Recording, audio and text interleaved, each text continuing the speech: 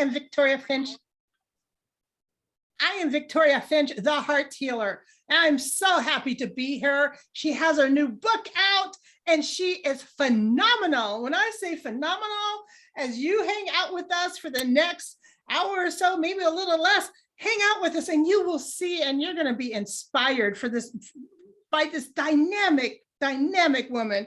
We're talking about her new book that she just got released, Trusting Someone Else's Heart. I just can't wait to dive into this conversation. And I'm just going to tell you a little bit about her, and then I'm going to let her speak a little bit about herself too. Tamuri LeAnne Richardson is an owner of LeAnne Speaking Pros, LLC, located in Vallecaville, California. She is a professional motivational speaker, a certified mental health advocate, influential storyteller. Steve Jobs said, the most powerful person in the world is the storyteller. She's a communications coach and an international best-selling author. From her book, The Power of Why 28 women started an online course. And I'm just going to let her tell you a little bit more about how awesome she is. I know sometimes it's hard to talk about ourselves, but Tamuri, tell us about you. And I'm anxious to talk about your new book, Trusting Someone Else's Heart. I'm so glad to be here with you today. Thank you so much, Victoria. I really appreciate it. It's such an honor to have you here, especially someone who does so much with encouraging soul searching and women to be authentic. And of course, your partnership and close working with the wonderful Les Brown. So I appreciate you taking out your time. So yes, this is my fourth book. I am, as you stated, a certified mental health advocate. I'm the mother of two wonderful teenagers. I have a 15-year-old son and a 14-year-old daughter. And one of my greatest passions that, you never know what you'll end up doing, but I had always was determined to do public speaking and knew I would. Never had any intentions on writing a book, and this is my fourth one, and I'm working on my fifth one. So that just shows you there's a plan for you, even sometimes when you don't know. So thank you so much for moderating this for me. I appreciate it. Oh, you're so welcome. We never know what we have that calling to do. And this is your fourth book and you're working on your fifth. How wonderful is that? Yeah. And, being a mom, there's something special about motherhood or parenthood. And, whether it's fur babies or real life babies, and there's some inspiration there. And I'm going to ask you some questions about your new book, Trusting Someone Else's Heart, because I read it. I loved it. What I really loved about it was your authenticity. You really spoke from the heart. You were raw. And I think we need more of that, especially as women. Yeah. We carry so much baggage. We carry so much shame. And tell me a little bit about your inspiration to writing your new book. I think we all go through something, that no one is going to get out of this world without something. But what I knew was that my story, some woman or some man needed to hear it, to know that it is okay to be human. And sometimes to be human means to make egregious mistakes, or to make mishaps, or to love the wrong person, or to like the wrong person, or to get the wrong job, or go to school for the wrong major. These things are part of life. And we often are so hard on ourselves. And I was so hard on myself. And I wanted people to know that it is really true, that it's okay to be human. And to be human means to make error, make plenty of error, to fail, to fall, get back up, fall again, get back up, fall again. That's the process of greatness. So, and I wanted my kids to see that it's okay to make mistakes, even as a child, and know that you can come back from that, and for them to see that whatever it was did not stifle me as it had intended to do so. It was important that they saw their mother strong and able to bounce back and be resilient from that situation. So, yeah. You said something that I absolutely love, and I'd never heard that had it said before, the process to greatness. Yeah. The process absolutely. To greatness. Yeah. And we all have scars. I call them thorns. We all have thorns. And where there are no thorns, there can be no roses. Mhm. And when you talk about your children and what you went through, and to let women and men too, and children know that we all make mistakes. We all have those thorns, but the only way that we can blossom and get to the roses is actually to have those thorns. But I really love that. And if you're listening to us right now, say hello into chat room, say hi to Tamuri, congratulate her on this book launch, Trusting Someone Else's Heart. We're going to talk about the book, but we're not going to talk about it too much because you got to go to some pages to find out what's in her new book. I was just so thrilled to have read it. So we talked a lot about understanding that it's okay to make mistakes, that we all go through something. And in your book, without giving too much away, you talk about some of the mistakes that you made, some of the things that you did.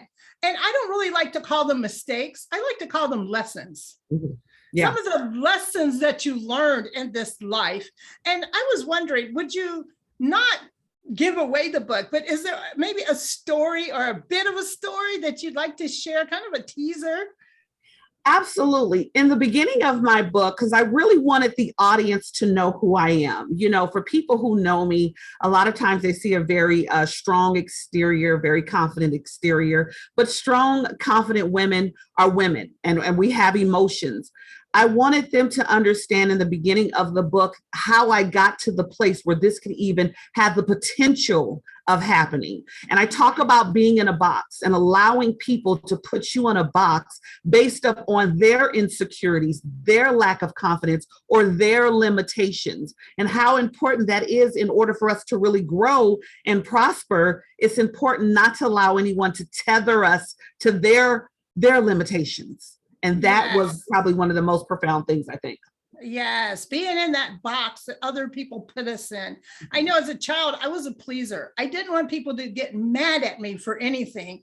And being the youngest of 6 children, I just jumped. My brothers, my sisters, I just hop to it, right? Oh, yeah. And I'm a preacher's kid. And you talked a little bit about how growing up religiously affected some of the ways you think.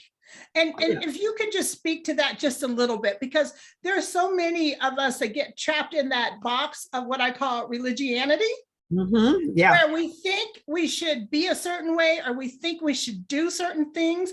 And in your book, you talk a little bit about that and kind of how you dealt with that, with some of the lessons you were learning along the way. And by the way, the name of the book is Trusting Someone Else's Heart. So we're going to stop saying the book and we're going to start giving the title, because we want to make sure you can go get it. So speak to us a little bit about that, if you could.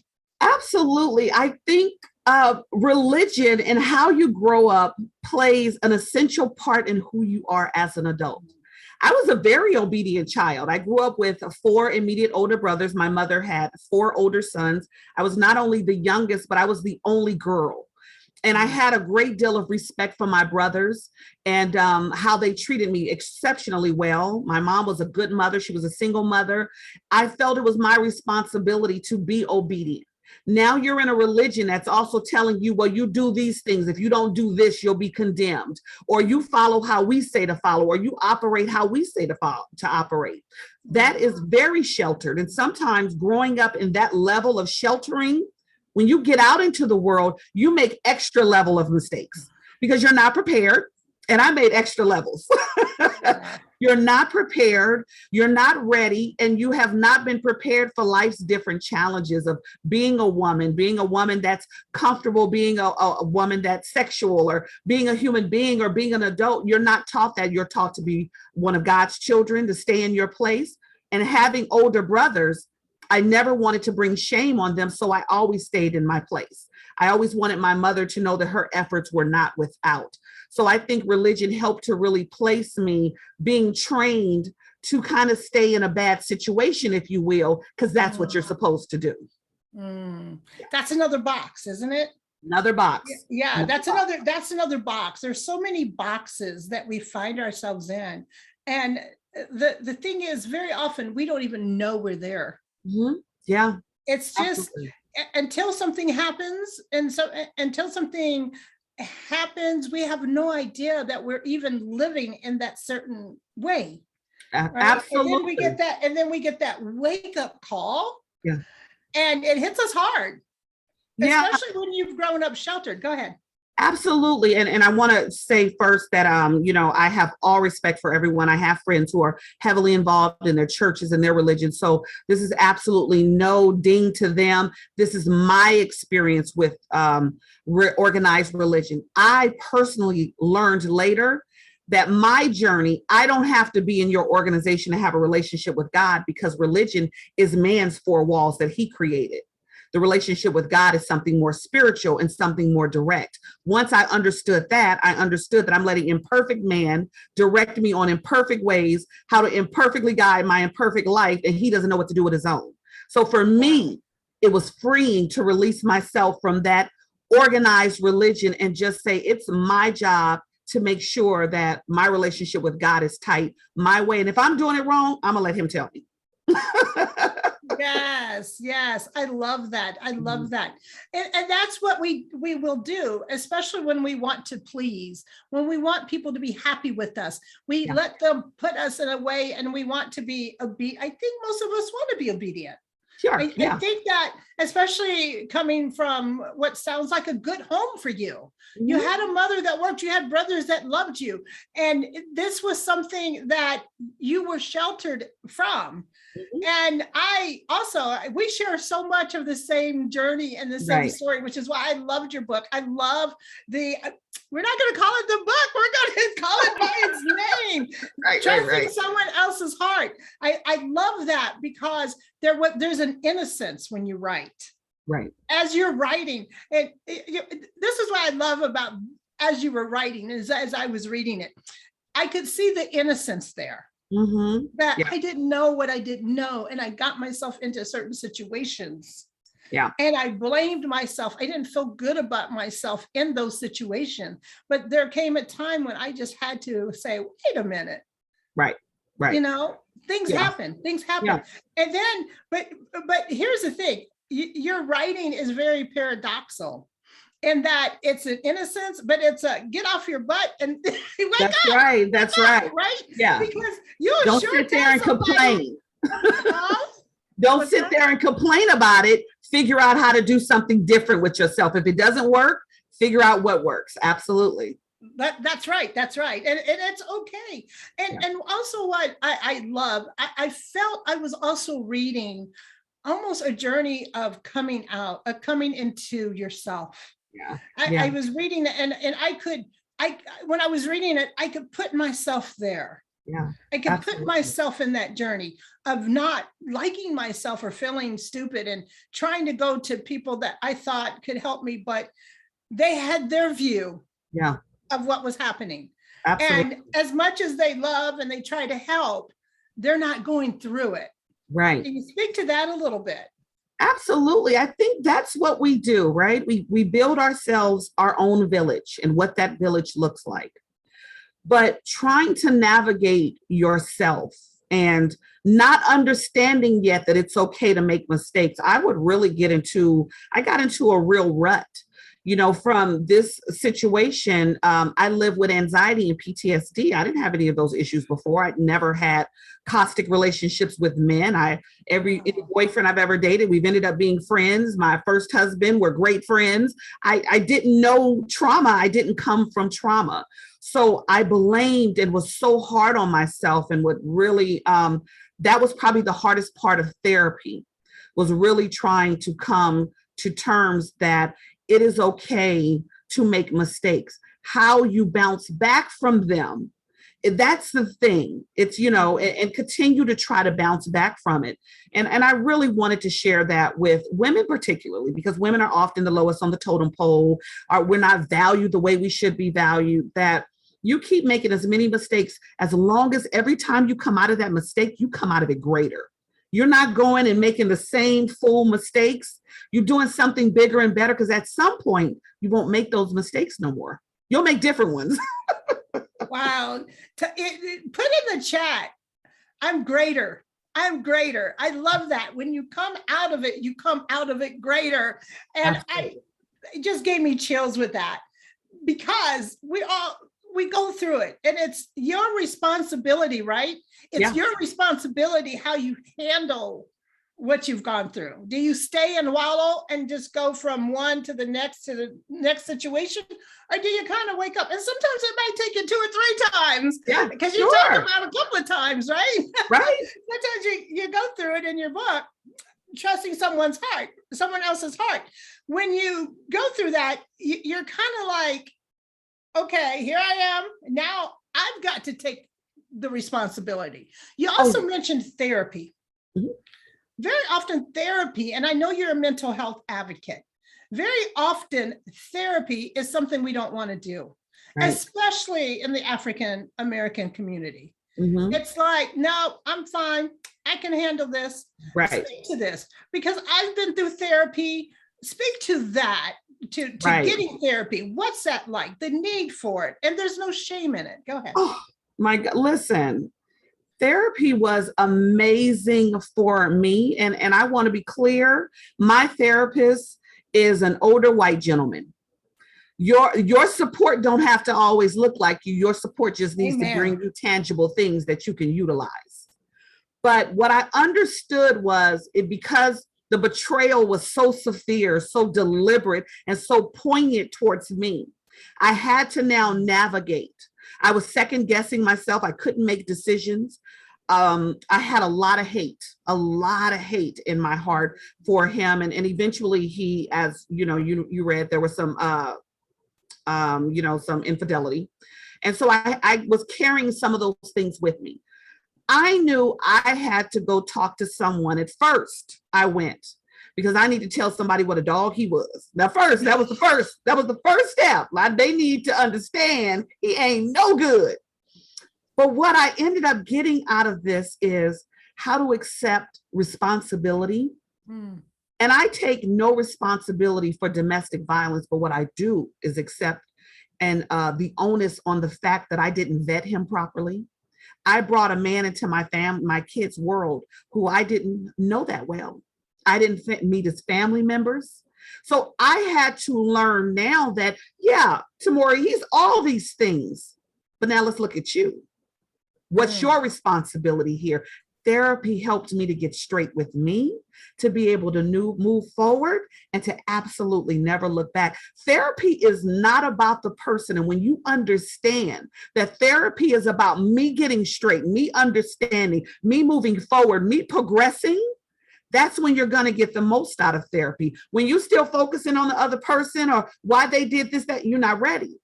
And you'll stay in a victim's mentality and not get ready. And I needed to be ready because I had 2 kids. Oh, yes. That's just it. You had to get ready. Yeah. And I just, whatever the relationship or whatever's going on in your life right now, it's you, right? It's you. Yeah. You've got to you talk about, you're not saying that you're taking responsibility when you mentioned domestic abuse, but at the same time, you have to understand you're there. Yeah. And how do I get out of here? And your book is really a cautionary tale. So tell us, how can we get trusting someone? How do we get to your book, Trusting Someone Else's Heart? Well, definitely my book will be available August the 12th. It'll be available via ebook. It's available now, paperback. And I know my assistant is putting in and has put it in the chat. So it's available paperback. But the actual initial launch is going to be August 12th. It will be ebook. And if you like reading on your Kindle or on your computer, you'll absolutely be able to enjoy it there, as well as my website, www.tleannespeaks.com. It'll be available there as well. And it should be available in 30 days. If you walk into a Barnes and Noble, you can pick me up. You can pick up a copy. Yes. Okay. What we talked a little bit about the book. Mm-hmm. We talked a little bit about that box. Right. But box is actually an acronym. Mm-hmm. You want to speak just a little bit, don't give too much away, a little bit about that acronym box. Absolutely. So when I was thinking about how to start my book and my story off, and I wanted to really touch women, women of color, women of all cultures, to what box really is. So I thought about it and I broke it down to what a box is. And so I'm going to give you the acronyms based upon me personally. The B is for beholden. And what I say, and I'm just going to give you skips and bits of it, is that I felt beholden to people. For example, my family, because my brothers treated me so well and my mom sacrificed and did such a great job as a mother, I felt beholden to live, operate, be as they had decided I should be. Because after all, they're taking up so much time to guide me and to raise me and to care for me. How could I not do that? You know, how could you not show that level of love and care? So beholden is what we do. We end up feeling like, well, you did this for me. I owe you. I should do this because, and that's not really what it's about. The O is for obligated. Once you feel beholden to it, you now feel obligated to walk the walk.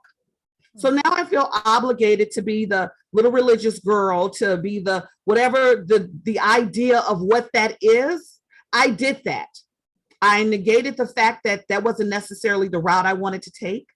I negated the fact that I wanted to live my life a little bit different. I at one point really wanted to move out of state, but I was so beholden and obligated to my family. I didn't follow my dreams.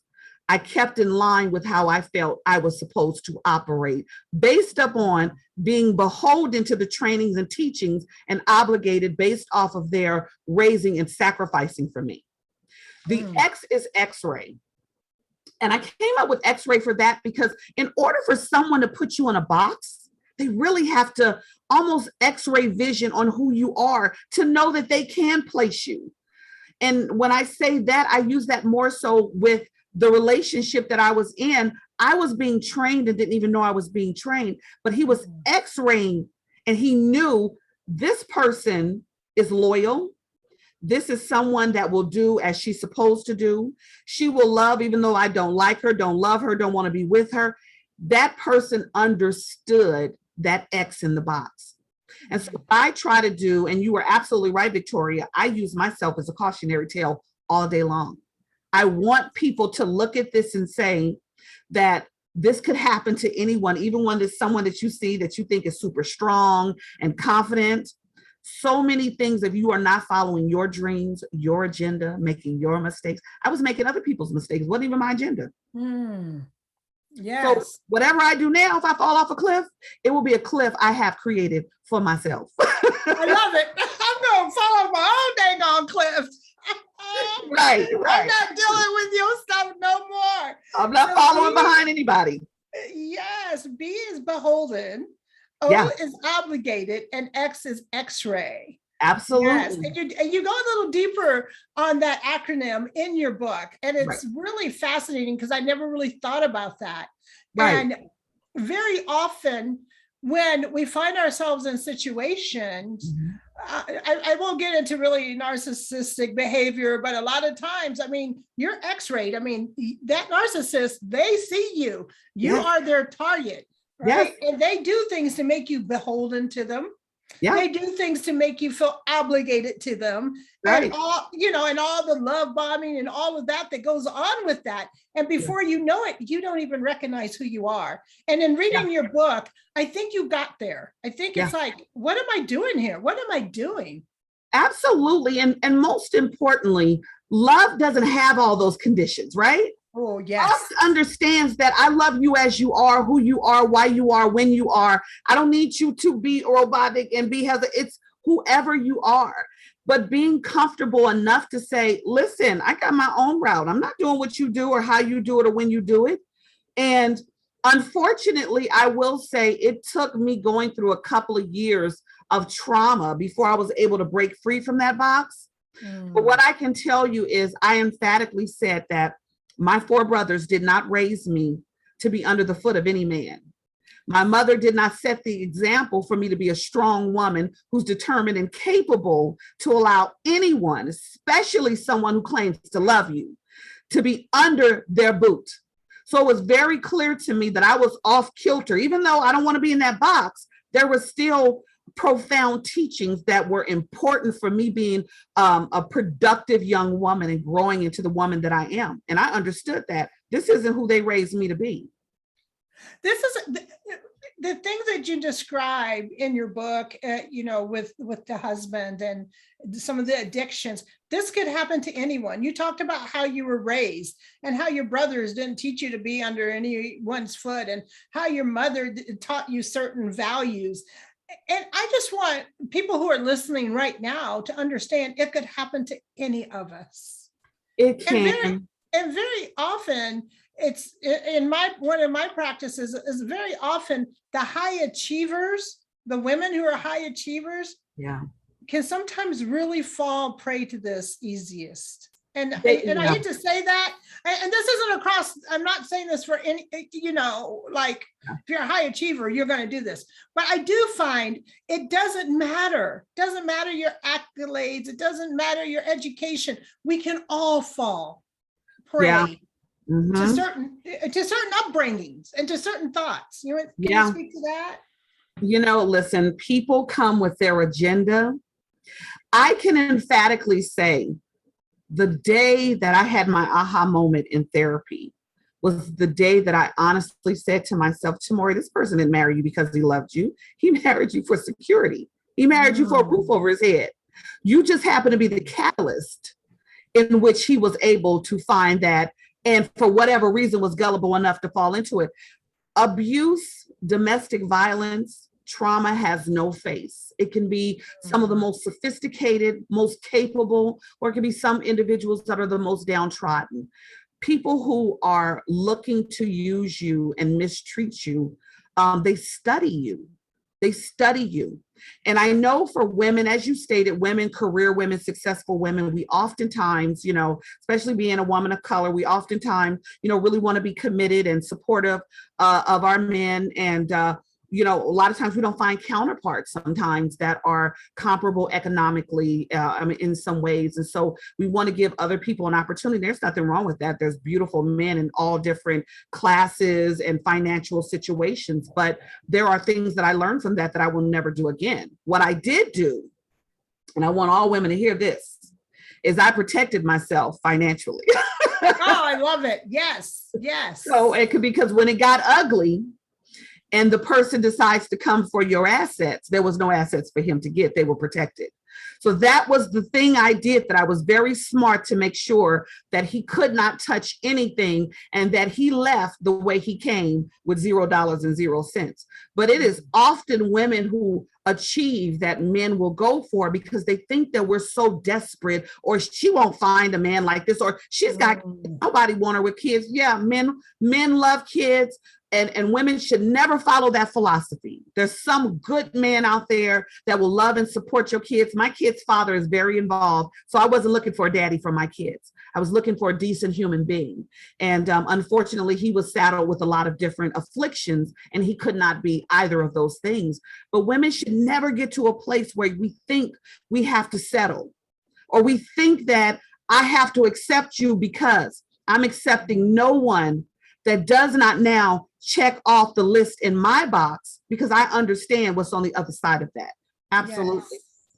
So as a cautionary tale, and we're going to get to kind of not the ending of the book, but really what you wanted to, for women, men, whomever reads the book, your new book that's coming out, Trusting Someone Else's Heart, what is it that you want them to get out of that?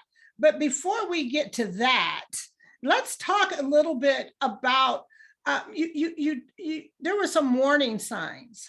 Yeah. Let's talk about getting into situations when there's warning signs and how we can turn that blind eye. Yeah. Well, I talk about setting boundaries, how important that is. I absolutely had warning signs. This is where you are now putting the onus back on yourself, because, no one can ever be 100% responsible for you and your life, your existence. That's your job.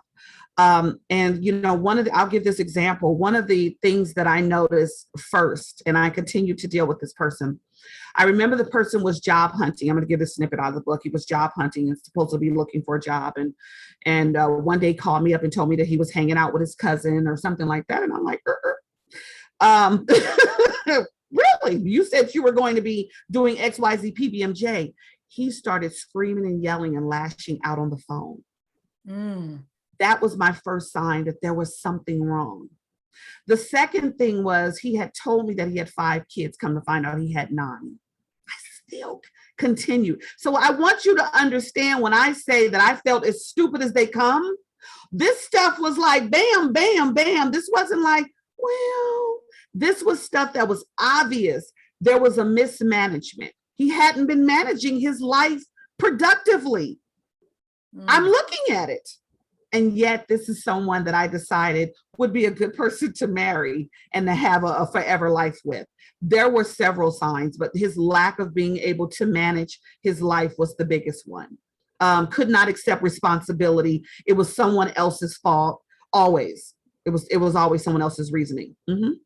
Wow. Yeah. Pick up a copy of Trusting Someone Else's Heart. The ebook is available, and the official launch is, did you say the 14th of August? The 12th of August. 12th of August. And the paperback is available. It's available now. Where? Yes. Where? It's available on Amazon.com, and it will be available in 30 days at Barnes and Nobles. You can walk right in and pick up a copy. Can you talk to me a little bit about the title of the book? Absolutely. What inspired you to come up with that title? I was playing around with it. Actually, me and my mom were going back and forth with coming up with titles, and they were getting longer and longer. I kid you not. But I came up with Trusting Someone Else's Heart because isn't that really what we do? I mean, really, don't we trust that the person that we're either friends with, that we're going to get into a romantic relationship, that their heart is good and pure and clean, and that what you say to me is legitimate? So when you say, Tamuri, I love you, I want you to marry me, and you're the only person I want, I'm trusting that that's the truth and that I'm going to build a life with you. Our relationships are only as good as the person that we can trust, and only as pure and decent as their heart is. And that's why I titled it that. Yeah. Wow, that's so beautiful. You're just making me think of so many things. I never really considered that. Yeah. But we do. We trust other people's heart, especially if we are honest, if we want to do the right thing, if we're loving, if we're joyful. There's this assumption that everybody else is that way. Oh, and so yeah. we trust their heart to be like ours. I love that. I love that. Absolutely. And let me tell you, if you get with someone who comes from trauma and comes from abuse, as my ex-spouse did, you are now living based upon the mistreatment and the trauma of where he got that from. He can only carry that over to you. You're not moving forward with someone. And this is not in every case. There's some people who are able to get the help that they need and move past it, but that's not the majority. And the majority, when someone comes to you, and narcissistic men and women will do this. And my ex-husband, I guarantee you, absolutely was very much so a narcissist. Come and want to tell their story of degradation and how my mom did this and my dad did this he turned around and did the same thing to his kids. He turned around and did the same thing to women.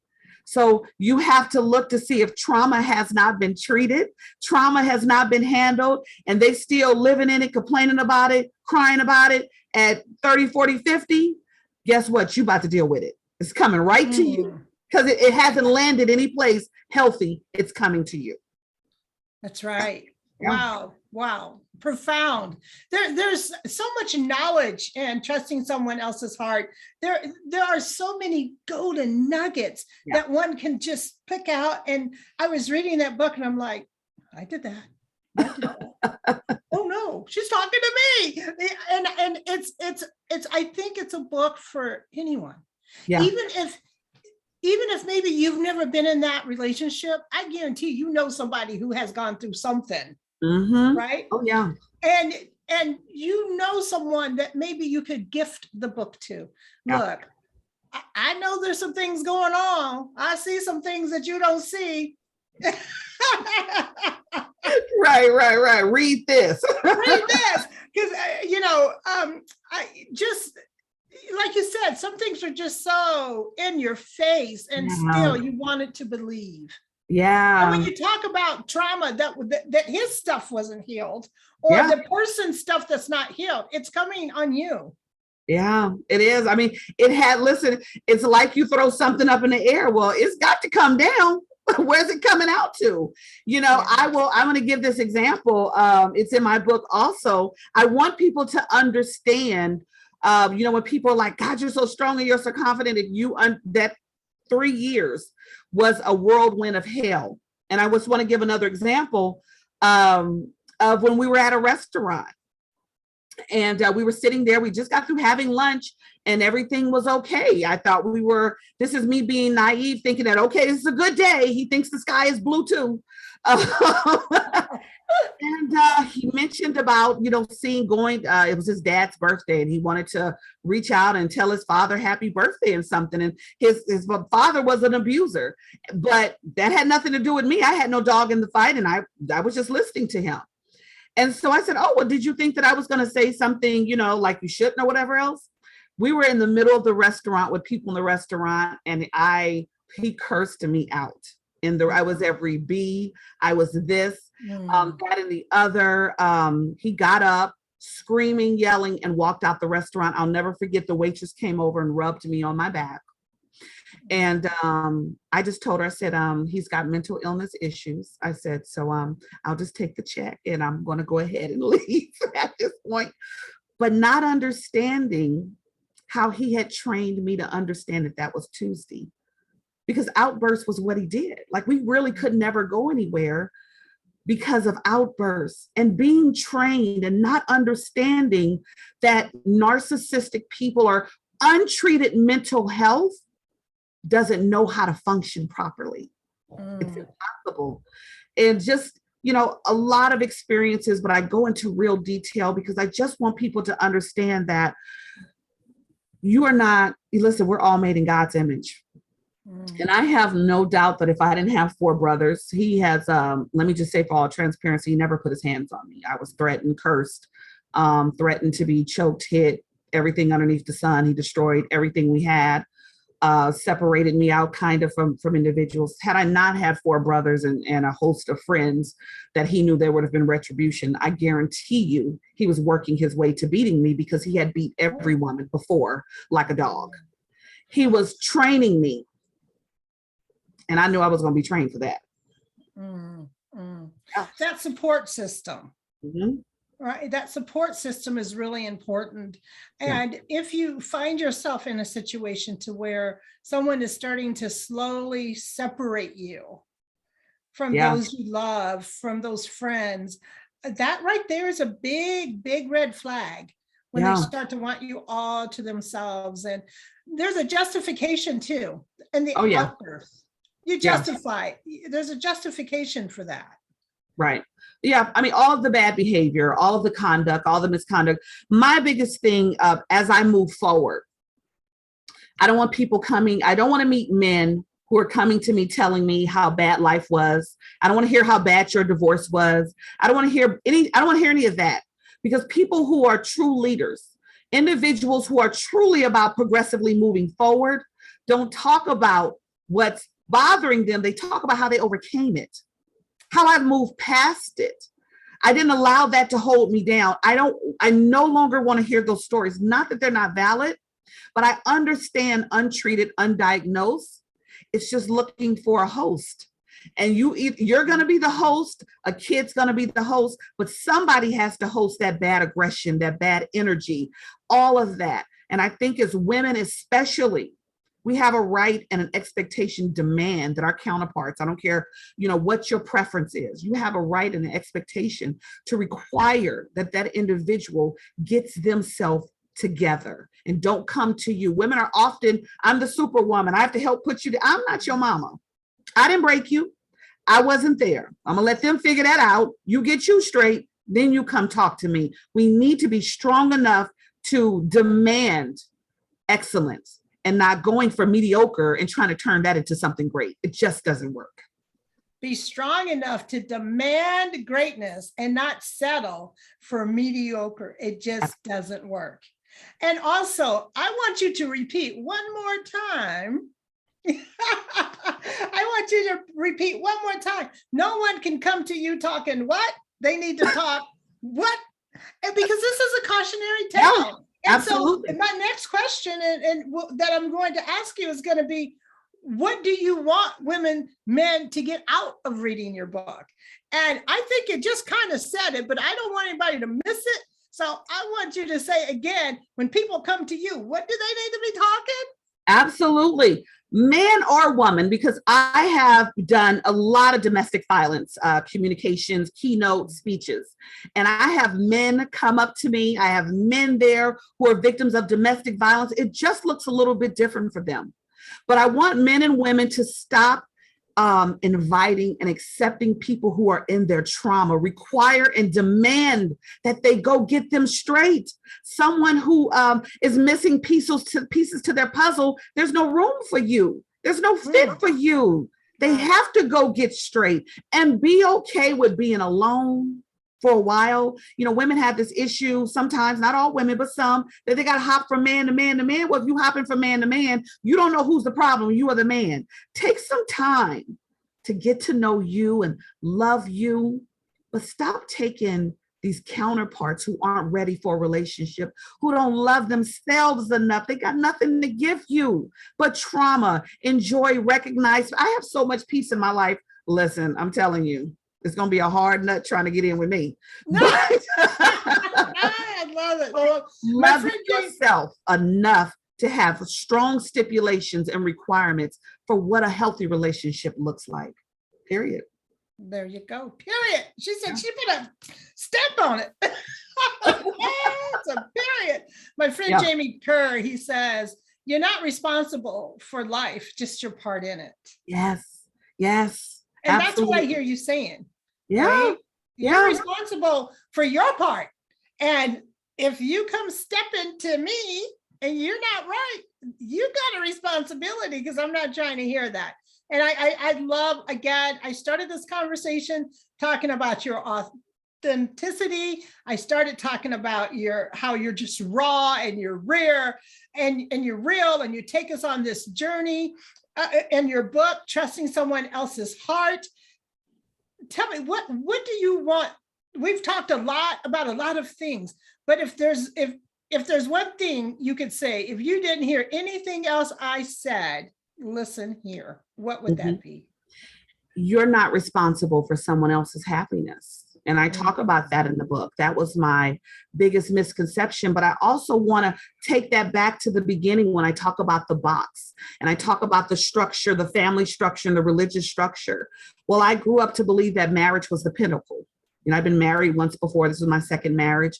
And if a man took enough time and had enough love for you to ask you to marry him, I now know that that doesn't mean what it used to mean. It doesn't have the value that it used to have. But that was important. That was sacred. And because of that mindset that I was raised with and I was groomed to understand religiously, I stayed in something longer than I should have stayed in. I felt beholden to this relationship based upon the fact that I'm married. You are not, and you said it best, you are responsible for yourself. You are not responsible for someone else. I remember after my marriage was at the crossroads. It was at the end, really. And I started going to support groups. And one of the ladies told me that it's pretty presumptuous of you to think that you can come along and play God. That was the most profound thing she had said, because she's right. Yes. I did not create this individual. Yes. I didn't create his trauma. I didn't create his family structure. I wouldn't even know where to start to try to heal him. It was very presumptuous of me to think I had a master plan for him to turn out to be this great, individual when he had been conducting his life disruptively up to 40 years. What was I going to do? And he showed me nothing. So I think if you get nothing else out of my book, really be beholden to yourself. Really be obligated to yourself. Really look and X-ray deep inside who you are and make sure you focus on loving and caring for you. You are not responsible. And when you take your love, time, and energy and hand it over to someone else who may not be the best caregiver for it, then you're in a lack. You're really giving yourself away. And we really have to love ourselves. You're not the caregiver for people. Be the support system. Don't be the caregiver. And stop attaching yourself to men who are looking for mamas. Unless your mama doing all the stuff you don't expect me to do. No. Ooh, stop attaching yourself to men looking for mamas. You can't do it. It's no way to be successful in that relationship if individual and women looking for fathers. That your counterpart is not your daddy. It's a relationship, and that person is there to love and support you, not to pick up the pieces and lick the boo-boos that they left behind. It's important that we see it, call it, and stand firm in it. Wow. You're so powerful. Oh, thank you. Look, when I said phenomenal, I meant it. I meant it. You are, and you're so powerful, and you're you're just going to give it to us straight. Yeah. You're just gonna, but you know, when you give it to us straight, but it's in a loving way. Yeah. You know, in reading your book, Trusting Someone's Heart, I felt the love. I felt like I'm telling it to you straight. I'm sharing my story, but it's because I love you. It's because I don't want you to go through what I went through. And you're just wonderful. So anyone questions or answers? I'm not sure how you wanted to do this part of it, but before you do that, one more time, how can we get the book? You can find it. By the way, while you're answering that, how can someone reach out to you for speaking engagements and maybe even coaching? What's your contact? Absolutely. So you can find the book at Amazon.com. Right now it's paperback, but August 12th is the official book launch date, and it will be on ebook. And then you will be able to find it 30 days after that. It will actually be in Barnes and Nobles. The way they can find me is LeAnne Speaking Pros or Tamuri Richardson on Facebook. I'm also on LinkedIn, and I'm pretty sure my assistant will put the information in chat. But definitely reach out to me if you have any questions, you need support. I'm more than happy to lend support. I did, Victoria, just wanted to read on the last page of my book. I just kind of wanted to offer the audience something. It's just a little small snippet that I'm telling everyone, I hope my story has helped you to shape your story more effectively. If it has, then my purpose for writing this book has been fulfilled. Make sure that you turn your tragedy into triumph so that it will not all be for naught. And I think you're really the most important, that no matter what you get, whatever you go through or whatever you're going through, make sure that you turn it into your happy ending, whatever that looks like. So absolutely. I love that. Yeah. It's all for naught. It's not all for naught. I love it. I love that. You create your own happy ending. You do. And it's important. So yeah, definitely. This was a great, it took a while to write, and so that I didn't trigger myself, but I got through it, and I felt initially, if I have to kind of be a sacrificial lamb and be transparent and tell good, bad, and the ugly, then I'm okay with that. It's a part of the healing. It'll help. So yeah. Yes. Well, thank you so much for your time, my beautiful sister, that you asked me to be a part of this launch that you're doing, the pre-launch, and for trusting someone else's heart. And I am so proud of you. This is book number 4, and we have number 5. So if you go to Amazon, make sure that you're following Tamuri. Now, what on Amazon as an author, how do they search you? Just type in my name, Tamuri Richardson or Tamuri LeAnne Richardson, and the book will come up. I know my assistant is putting the link also in the chat box, so you can get it there as well. So yeah. And I just want to make sure people understand, you can follow authors. So you can get her other best-selling book that she's already written, and then you can know and send an alert when her next book, and get this book, Trusting Someone Else's Heart, soon to be in Barnes and Nobles. Absolutely. Yes, definitely. I think you will definitely enjoy it. It goes over my personal journey, but and let me be really clear, this isn't a book bashing anyone. You know, I'm not bashing my ex-husband, but this is the story he gave me. And had he given me a different story, I'd be telling a different story. But I wanted people to know just how easy it is, either based off of your upbringing or what we allow in our lives and how we allow. And this isn't just relationships, it's friendships. You know, think about the friendships that you have in your life. Are they conducive to you being better? Are they taxing? Are they trying? Are they built on what you can do for others and not a mutual respect? So this although starts with my journey and how it might have led me into this situation, but look at it for all facets of relationships. All relationships need to be productive and supportive, and we need to be supportive of them and need to be healthy. And so it gives us an opportunity to really look at that and ask yourself some questions. So, and learn from someone else's experience. Yes, yes. You know, we don't always have to go through the stuff. If someone else already been through it, and you can pick up the book, such as Trusting Someone Else's Heart. Yeah. And maybe there's a flag or two in there that will give you that aha moment. Right. Hopefully so. Is this relationship really serving me? Mm-hmm. Not only, like you said, romantic, it could be friendship. It crosses all these lines, and it's setting the boundaries. Well, thank you so much for reading a little part of your book and sharing with us this evening. It's been just a pleasure speaking with you.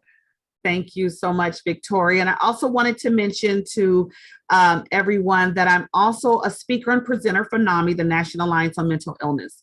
And every first and third Friday of the month, I chair the Black Mental Health Committee, and I also chair the Black Minds Matter support group. So if you hop on to LeAnne Speaking Pros the first and third Friday, and that's kind of my way to really make sure that I'm supporting my community with understanding the importance and how it's okay to have these conversations, and that, you know, there's no such thing as normal, that we're all living with something. I now live with anxiety. I call it my superpower because it stops the line on all BS. It shuts it down immediately. It starts, and my spidey senses start tingling, and it's like, So, you know, so I want to, you know, let everyone know, please follow me and jump into our support. As a support group is 100% confidential, and we just support each other and give resources. So, you know, I try to really put my experience where my mouth is and make sure that I'm helping all communities to the best of my ability, but also supporting my community as well. So thank you so much, Victoria. This was amazing. You are amazing. Thank you so much. Are you on Instagram by chance? I am under LeAnne Speaking Pros LLC. I am, yes. And that's LeAnne, 2 N's and an E? Yeah, I think my sister will put it up, but it's LeAnne, LeAnne Speaking Pros LLC. So yeah. Speaking Pros. So make sure that will be in the chat, so that you can follow her on all of her social media, because this is a woman that is powerful, has a thing or two to say, and has some lessons, some good old-fashioned lessons. You know, I love the fact that we as women can come together and we can help each other, because that's what it takes. Find some sisters with some knowledge like Tamuri has. That's who you want to surround yourself with. Yeah. Women that will uplift you, that will come beside you and can teach you a thing or two at the same time. Thank you. I agree with that. Who you associate yourself with is very important. So I think that's a lesson people will continue to learn. I continue to learn it. And sometimes you have to keep removing and keep cleaning out your circle. I clean out my circle often, and who I have in my circle right now are stellar, amazing, eclectic, you know, women who are doing amazing things in the world, or who are going to touch the world themselves, who I'm very proud and pleased to call friends. So that's what it's all about, sisters helping and bonding together. That's right. And make sure you're checking out the chat, because in the chat, Tamuri's assistant has put where you can find the book, where you can find her on other social medias. It's all there in the chat. It's also her website, her Facebook page. So make sure you get to clicking in the chat so that you can follow this wonderful sister. Wonderful. If there's no other words or anything else that you'd like to say today, then I think we could just say bye-bye. Sounds good. The heart healer. And I'm so pleased to be here with my friend, with her new book, Trusting Someone Else's Heart. Absolutely. Thank you so much. And thank you everyone for the support. And you guys have a wonderful rest of your day and taking out your time with me. And follow me on social media. Outside of this, I have amazing things coming up, and I love to be able to share and just reach out and message me. So thank you so much. Bye-bye. Bye-bye.